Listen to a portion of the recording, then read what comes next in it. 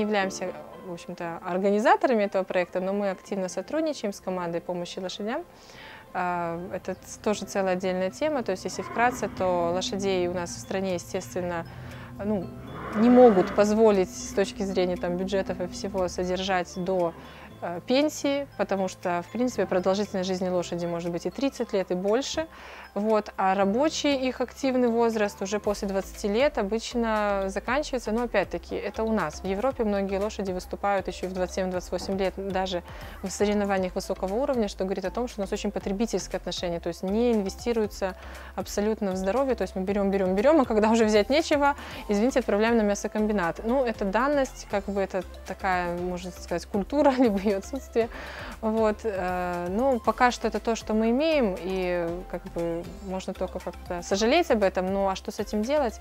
В общем-то, есть такие группы активистов, которые создали просто сначала как волонтерское движение, сейчас, я, насколько знаю, они уже зарегистрировались там как какое-то общество.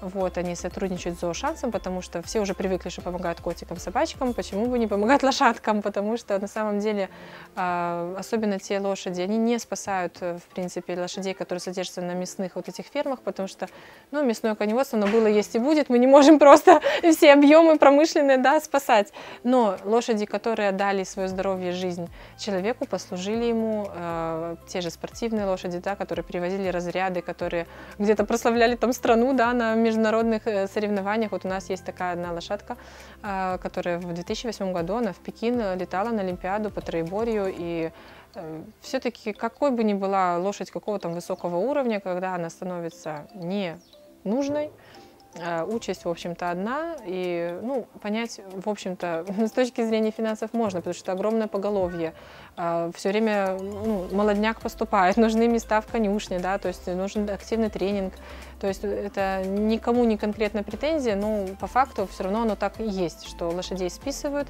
и если не находятся желающие их приобрести, на самом деле очень здорово, что, как бы, благодаря вот деятельности команды хотя бы начали информировать о том, что вот такие-то лошади выбракованные, их можно приобрести, да, там, за какие-то там не такие уж там большие деньги. Вот. Другой вопрос, что найти людей, которые готовы взять, да, старичка с проблемами по здоровью. Очень часто это лошади, которые не могут нести верховую нагрузку вообще в целом. А зачем кому-то лошадь, на которой нельзя кататься?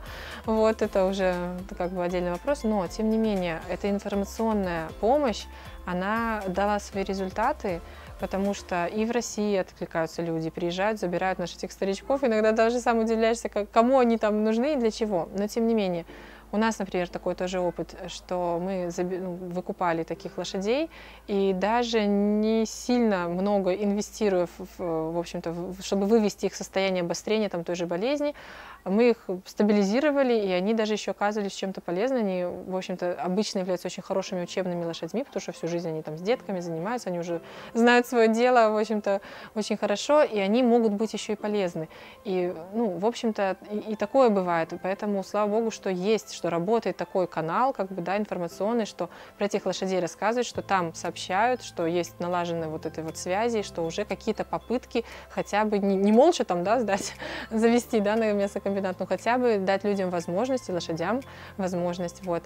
Единственное, что сроки бывают достаточно такие, то поджимают, вот, если вдруг резко такая ситуация случается, и такие тоже были уже моменты, мы тогда оказываем услуги передержки.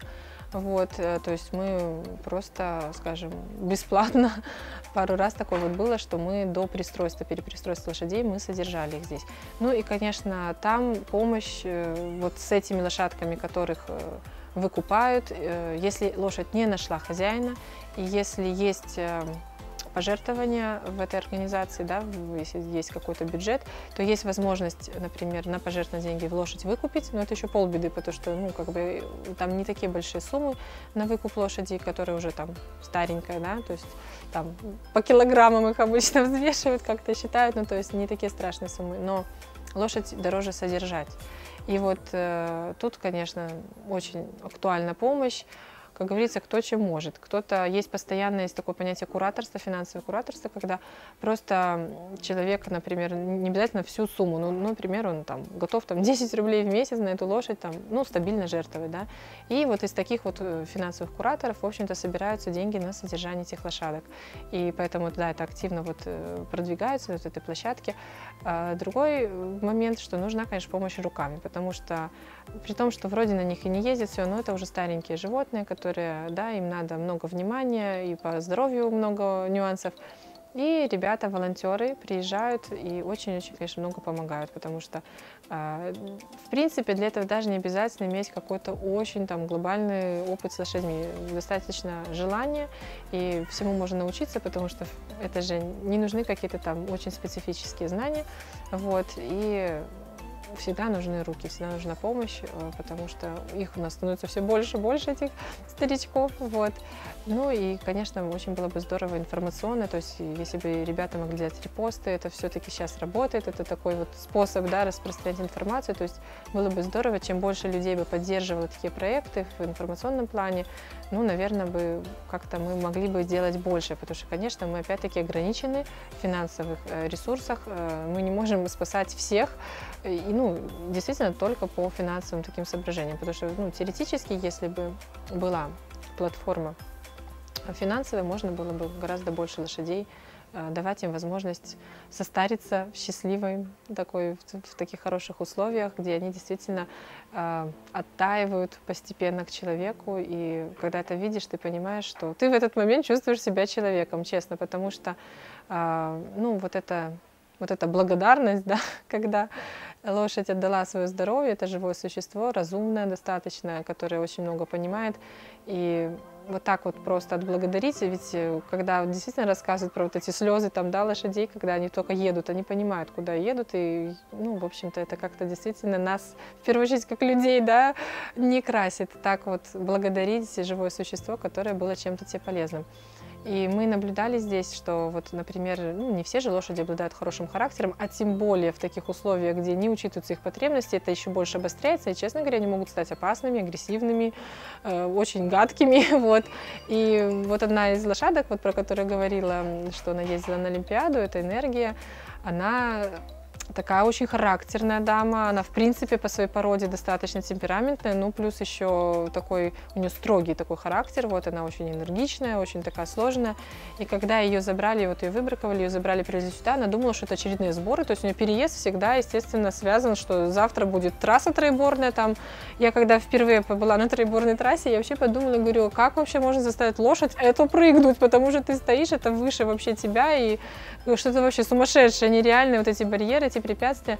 И, ну, так один спортсмен, смеясь, ответил, говорит, секрет один, лошадь боится человека больше, чем это препятствие, человека на себе, да. То есть, ну, понятно, как это все, это так достаточно непросто для лошадей. И, конечно, такая психика и доверие к человеку весьма подорвано. И вот она месяц буквально не давала зайти в денник к себе, то есть она сразу разворачивалась задом, встречала людей с едой, неважно, с чем к ней приходили, то есть она всем четко показывала, выйдите вон, я никуда не пойду. Но когда ты видишь, что через время лошадь начинает ее как это отпускать, да, то есть она оттаивает, когда сейчас уже она летит, встречает людей, ищет вкусняшки, ей нравятся все эти вот почесушки, и то есть ты понимаешь, что насколько вот можно поменяв свое отношение, меняется отношение вот этой лошади, которая годами привыкла быть агрессивной, такой злобной, скажем, и достаточно такой доминирующей. Вот. И все это очень так цепляет, и, скажем, люди, которые в этом участвуют, они тоже не только отдают, но они и получают, потому что вот эти эмоции, которые ты переживаешь в реальности, ты видишь эти перемены, ну, если это не может не цеплять, не может как-то не давать что-то взамен. Вот, поэтому мы всех приглашаем, и ну, периодически, да, у нас потребности, в общем-то, две. Нужна помощь руками и помощь финансами. От этого мы как-то далеко не можем уйти, потому что любая вещь, для лошадей любая подкормка или попона, или еще что-то, это ну, расходы, расходы, расходы.